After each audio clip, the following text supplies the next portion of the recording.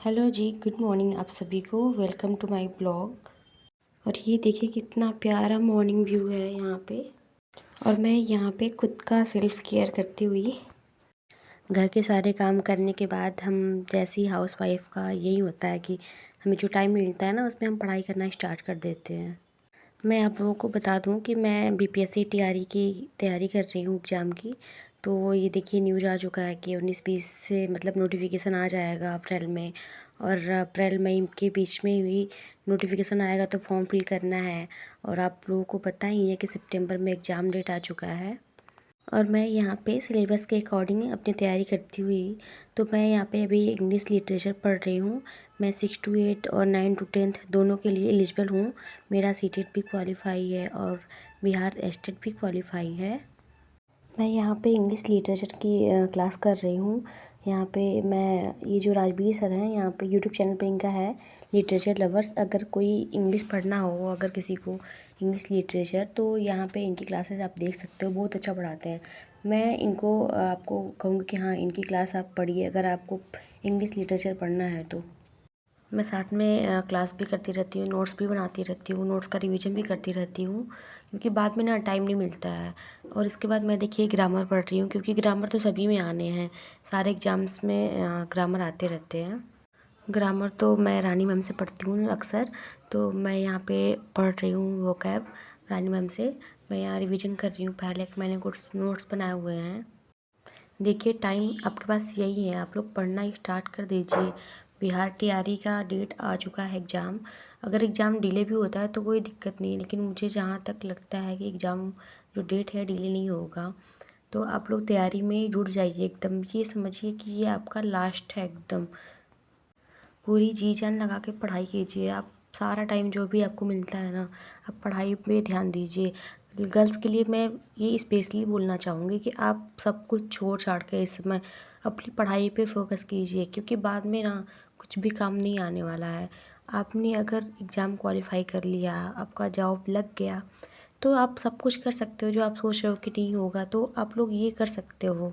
मैं खुद अपनी पढ़ाई में पूरी तरीके से फ़ोकस कर चुकी हूँ क्योंकि मुझे लगता है ना कि अगर मैंने ये एग्ज़ाम निकाल लिया तो मैं लाइफ में बहुत सारी चीज़ें कर सकती हूँ। और अगर मैं ये एग्ज़ाम नहीं निकाल पाई तो मेरे लिए बहुत डिफ़िकल्ट हो चुका होगा कि हाँ मैं लाइफ में कैसे रहूँगी कैसे नहीं रहूँगी। एग्ज़ाम निकालना बहुत ज़रूरी है, स्पेशली हम गर्ल्स के लिए, बॉयज़ के लिए भी है बट स्पेशली गर्ल्स के लिए बहुत ज़्यादा इम्पोर्टेंट है कि हाँ हम अपना जॉब लें। अपनी जो फाइनेंशियल हैं वो खुद के ऊपर हैं। आपकी लाइफ में कितनी भी डिफ़िकल्टीज होंगी ना, अगर आपके पास जॉब है तो आपको ये टेंशन नहीं रहेगा कि हाँ यार मुझे क्या करना है क्या नहीं करना है।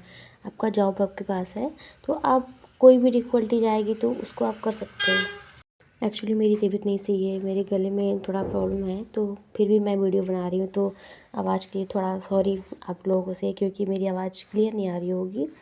और देखिए मैं यहाँ पे एंजॉय करते करते पढ़ाई करती हूँ कि मुझे क्या पढ़ाई करना है। और जो सर है ना इतनी अच्छे से पढ़ाते हैं, मैं आप लोगों को क्या ही बताऊँ। जिन्होंने इनसे पढ़ा होगा ना वो बता सकता है कि हाँ कितने अच्छे से पढ़ाते हैं सर। और मैं यहाँ पे English literature English grammar complete कर चुकी हूँ।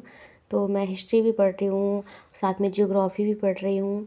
मैथ के लिए मुझे टाइम थोड़ा कम निकलता है लेकिन मैं पढ़ाई करती हूँ क्योंकि अगर मैं एक ही सब्जेक्ट दे दूँगी टाइम ना तो मुझे और भी सब्जेक्ट पढ़ने में ज़्यादा प्रॉब्लम होगी बाद में। तो मैं ऐसे टाइम वाइज करके कर चुकी हूँ कि हाँ मुझे 2 से 3 घंटे ये टॉपिक इस सब्जेक्ट में ख़त्म करने हैं। बाकी के जो 2-3 घंटे हैं उसको हिस्ट्री में पढ़ना है। बाकी जो 3 घंटे हैं 2 घंटे हैं जो भी जब मुझे टाइम मिलता है उसके अकॉर्डिंग मैंने ये डिवाइड कर रखा है कि मुझे ये इस समय पे पढ़ना है।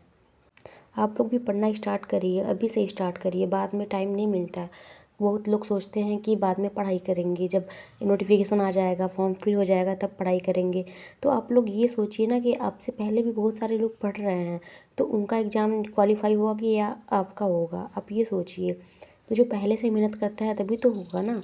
तो इसलिए आपको जब भी टाइम मिले 2 घंटे 3 घंटे, ऐसे बहुत सारे लोग बोलते हैं कि मुझे 5-6 घंटे एक ही साथ नहीं मिलते। आपको 2 घंटे मिल रहे हैं टाइम तो आप 2 घंटे ही पढ़िए।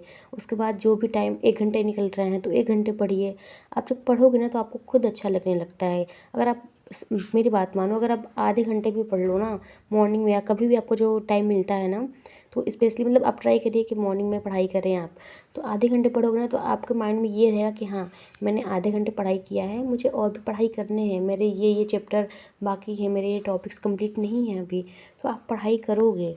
स्पेशली मैं हाउस वाइफ को बोलना चाहती हूँ कि आप लोग सारे काम करने में इतने बिजी हो जाते हो ना कि पढ़ाई करना ही छोड़ देते हो। 1 दिन 2 दिन गैप हो जाता है, फिर बाद में पढ़ने का मन नहीं करता है। आप गैप मत कीजिए। बहुत ज़्यादा ज़रूरी है तो हाँ, 1 दिन हो गया, लेकिन ज़्यादा गैप नहीं करना है अपनी पढ़ाई में। क्योंकि गैप करोगे ना दोबारा पढ़ने का मन ही नहीं करता। मैंने भी कभी देखा है कि मेरा 2 दिन गैप हो गया तो तीसरे दिन मुझे पढ़ने का मन ही नहीं करता है। इसलिए आप 1 घंटे पढ़िए, आधे घंटे पढ़िए, 2 घंटे पढ़िए, लेकिन पढ़ाई ज़रूर कीजिए। पढ़ाई करना बहुत ज़रूरी है। तो आप लोग ये समझिए, देखिए मैं यहाँ पे हिस्ट्री पढ़ रही हूँ, मैं थक रही हूँ, मेरी तबीयत नहीं सही है, लेकिन मैं फिर भी पढ़ रही हूँ। क्योंकि मैं जानती हूँ कि मेरी पढ़ाई का कोई वो नहीं है कि हाँ, मैं पढ़ाई करूँगी तभी होगा, बिना पढ़ाई किए ना मेरा कुछ भी नहीं हो सकता है। और मैं यहाँ पे आम मिर्ची का अचार डाली हूँ। और देखिए नाइट वॉक मैं कर रही थी तो बहुत सारे पटाखे जल रहे थे, तो मैंने सोचा चलो रिकॉर्ड कर लेते हैं।